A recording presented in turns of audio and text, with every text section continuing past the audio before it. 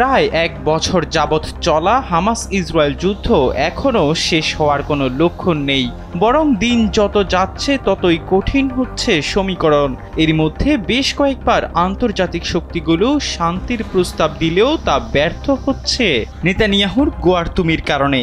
তেল আবিবের দাবি যুদ্ধ পরবর্তী গাজার নিয়ন্ত্রণ থাকবে ইসরায়েলি বাহিনীর হাতে, তবে তা মানতে নারাজ ফিলিস্তিনিরা। তাই এবার যুদ্ধ পরবর্তী গাজার নিয়ন্ত্রণ নিয়ে নতুন রূপরেখা দিলেন হামাস নেতা, জানালেন কারা নিয়ন্ত্রণ করবে গাজার শাসন। আরব নিউজের এক প্রতিবেদনে বলা হয়, গাজায় যুদ্ধ শেষ হওয়ার পর অঞ্চলটি পরিচালনা করবে ফিলিস্তিনিরা। এক্ষেত্রে যৌথ ফিলিস্তিনি শাসন চালানো হবে বলে জানিয়েছেন হামাসের শীর্ষ নেতা ওসামান হামদান।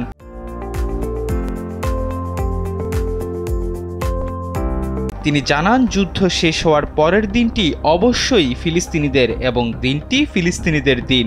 হামাস নেতা জানান, গাজায় 11 মাসেরও বেশি সময় ধরে চলা যুদ্ধে ক্ষয়ক্ষতির পরও হামাসের কাছে ইসরায়েলের বিরুদ্ধে লড়াই চালিয়ে যাওয়ার জন্য যথেষ্ট সম্পদ রয়েছে। এর আগে গত মে মাসে ইসরায়েলি প্রধানমন্ত্রী বেনিয়ামিন নেতানিয়াহু গাজার জন্য একটি যুদ্ধ পরবর্তী পরিকল্পনা অনলাইনে প্রকাশ করেন। এতে তিনি দাবি করেন, এই পরিকল্পনা বাস্তবায়িত হলে ফিলিস্তিনিরা অতুলনীয় সমৃদ্ধি উপভোগ করবে। এই পরিকল্পনায় গাজায় একটি বন্দর, সৌরশক্তি, বৈদ্যুতিক গাড়ি উৎপাদন কারখানা এবং নতুন আবিষ্কৃত গাজা গ্যাস ফিল্ডের মতো বিষয় অন্তর্ভুক্ত ছিল।